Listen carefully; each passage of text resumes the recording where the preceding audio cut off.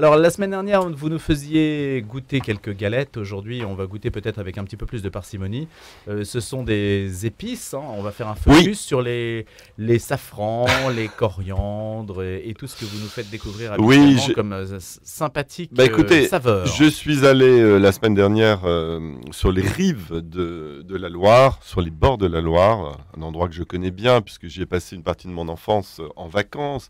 C'est à Rochecorbon, sympathique village, où s'est installé Erwan de Queyros, qui a créé il y a à peu près 27 ans Terre Exotique, donc parce que finalement il s'est dit quand il était jeune, il avait fait un stage au Cameroun et il est devenu l'ami des producteurs de poivre et il s'est dit je vais créer une structure qui me permettra d'importer par bateau, comme autrefois des bateaux de plaisance, par voilier. Les poivres, donc de fil en aiguille, les poivres, les épices. Il y a plus de 600 références de poivre, de sel. Et là, il vient de lancer une nouvelle gamme d'épices françaises. Alors, vous Nos avez... papilles arrivent à les distinguer, toutes ces références? Eh ben justement, on va le voir après, l'interview que j'ai faite d'Erwan de Queyros. On va comprendre comment, en fait, il faut déguster un poivre. Le poivre, tout simplement, qu'est-ce que c'est? Ben, c'est une liane, hein, c'est une liane persistante que vous trouvez dans la barrière tropicale, ce qu'on appelle le Piper nigrum. C'est une plante vivace, grimpante. Il y a des graines et puis après, il y a tout un système de séchage qui fait qu'on va écosser ces poivres et qu'on va les déguster, et bien sûr en grains. Alors j'ai demandé à Erwan de Queyros justement pourquoi il avait créé Terre Exotique et quel était cet engouement du poivre. Tout démarre par une expérience personnelle qui se passe à la plantation de poivre à Penja, au Cameroun.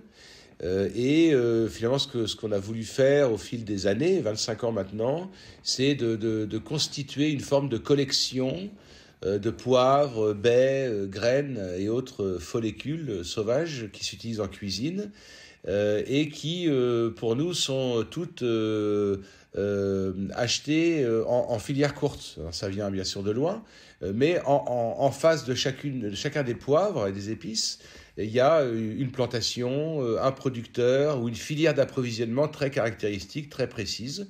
Voilà, et donc ce qu'on essaye de faire à travers cette collection, c'est de resituer dans son contexte ethnologique, historique, culinaire, telle et telle épice. Ouais. Vous avez mis au goût du jour certains poivres complètement méconnus en France, par exemple. Oui, alors ce qui est amusant, c'est cette dichotomie entre effectivement des poivres qui sont donc la baie McCain, la baie des Bataques, ou d'autres poivres qui sont un peu plus connus aujourd'hui, comme le poivre Votsi Périphérie ou le poivre de Penja. Mais ce qui est marrant, c'est de constater que c'est le poivre d'usage du quotidien de telle et telle population à Sumatra, en Malaisie, en Inde et ailleurs, et qui nous est totalement inconnu. Donc en fait, ça nous est inconnu, donc nouveau, donc parfois un peu précieux, peut-être même un peu cher, mais en fait pas forcément, parce que c'est aussi le quotidien culinaire des populations locales. Nous sommes ici à Rochecorbon, donc à quelques kilomètres de Tours, et c'est vraiment une terre exotique. C'est-à-dire qu'ici, on vient acheter ces poivres en grains, comme on viendrait acheter ces cafés en grains.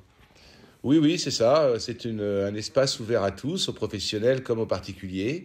Et c'est l'endroit au monde où je pense que toute la collection, 100% de la collection est présentée. Elle est quand même assez large maintenant parce qu'on a, je ne sais plus exactement, mais environ 600 références. Ouais. Alors des poivres, des safrans, des sels aussi que vous vendez?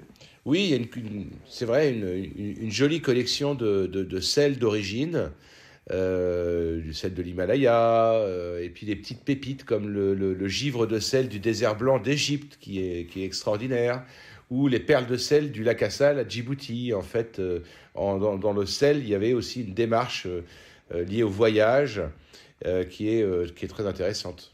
Alors parlez-nous des dernières créations que vous avez mises sur le marché avec ce petit ruban tricolore bleu, blanc, rouge.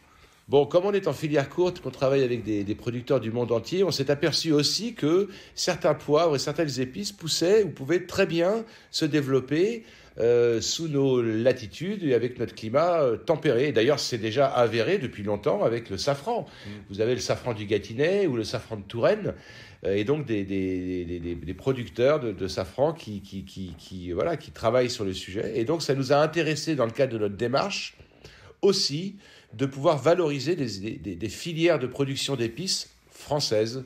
Alors françaises de métropole, mais aussi françaises à travers les dom-toms, bien sûr. Ouais. Donc, alors lesquelles? Eh bien, vous avez le curcuma qui pousse à Basse-Terre en Guadeloupe, qui est fait par un producteur qui s'appelle Didier, qui est charmant, passionné, en agroforesterie. Bon, c'est organique. Et en même temps, c'était aussi transporté à la voile depuis la Guadeloupe. Donc ça, c'était intéressant. Donc, curcuma. Vous avez du safran de Touraine. Vous avez des algues de spiruline qui est faite en Bretagne, mais il y a d'autres producteurs aussi en France. Vous avez des algues aussi qui sont produites aussi en Bretagne. Et puis vous avez de la coriandre qui vient d'Indre-et-Loire. Et puis du fenugrec. Et puis vous avez la baie des Masserons, la baie Masseron qui vient de l'île de Ré. Et puis quelques fleurs de sel comme les salines de Millac dans la baie de Bourgneuf au sud de la Bretagne. Donc en fait, on s'aperçoit de fil en aiguille qu'il y a beaucoup d'initiatives paysannes françaises qui sont dans le domaine des épices, en particulier aussi les piments. Ouais. On est tombé sur un passionné de piments qui cultive une quinzaine de piments différents en Touraine. Et avec lesquels on noue un partenariat sur la durée. Et donc, ça permet de valoriser ces filières françaises. Erwan de Queiroz, quelle est la devise qui vous guide tous les jours?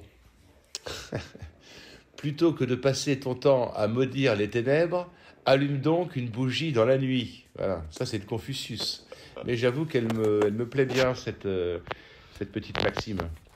Merci Erwan de Queiroz, interrogé par Gilles Brochard, Terre Exotique, dont il est fondateur, avec donc le poivre, le safran, la coriandre, le curcuma. Ce que je ne comprends pas, Gilles Brochard, c'est qu'on peut donc cultiver du safran en Touraine, Absolument. alors que le poivre que vous avez sous les yeux vient du Cameroun. Oui, parce qu'il faut un climat plutôt tropical, des fortes chaleurs, de l'humidité, une alternance entre ombre et lumière.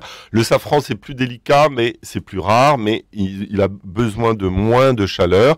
Alors là, j'ai apporté du poivre blanc du Penja, donc c'est la première IGP d'Afrique qui a été décerné en 2014. Je voulais vous demander de croquer ces grains tous les deux.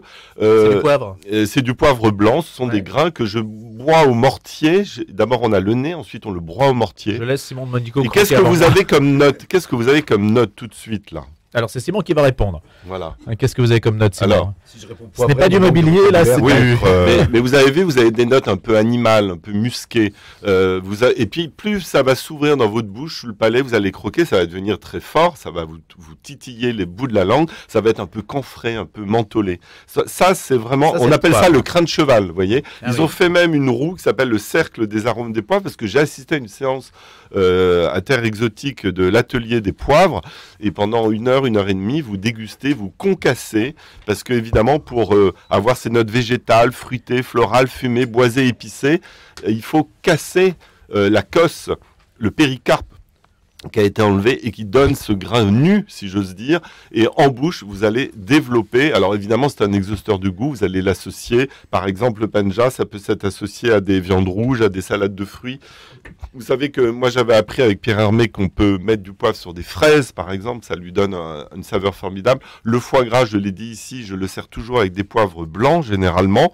Voilà. Le premier pays producteur, c'est le Brésil. La France est un des pays importateurs très importants. J'ai parlé ici déjà de Rollinger. Terre Exotique, c'est vraiment, il se positionne sur un segment très important. On peut retrouver tous ces poivres, alors évidemment dans des épiceries fines, il y en a beaucoup en France. Je pense à Paris avec la grande épicerie de Paris. Et puis vous avez, au-delà de ça, j'ai apporté ce qu'on appelle le curcuma en paillettes. Et oui, ça existe, mon cher. On va peut-être le montrer. C'est très jaune safran. Alors ça, dans des salades, c'est magnifique. Vous pouvez les émietter dans vos salades. Vous pouvez mettre ça avec des avocats, avec plein de choses. Moi, hier, j'ai fait une salade. J'ai concassé ma coriandre. J'ai mis un peu de curcuma. C'est très bénéfique pour l'organisme en même temps. Donc, vive le poivre, vive la vanille aussi. La vanille qui est une épice formidable. On pourra faire une spéciale vanille. Mais si absolument, voilà. J'ai des milliers de choses à dire. Simplement, j'ai voulu aujourd'hui prendre le poivre de Penja, Penja du Cameroun, et le curcuma en paillettes qui viennent de sortir. Alors, c'est des boîtes, hein, vous me demandez les prix, mon cher. Le référence sur le site de la radio. Entre 5 et 8 euros, les 20, 30, 40, 50 grammes. Merci Gilles Brochard, son bloc-notes tous les vendredis, et donc à retrouver, comme je le disais à l'instant, les références, cher Gilles, sur le site de la radio, avec toutes vos bonnes idées, à la fois de cuisine, de gastronomie, de saveurs. C'est à découvrir sur notre antenne tous les vendredis.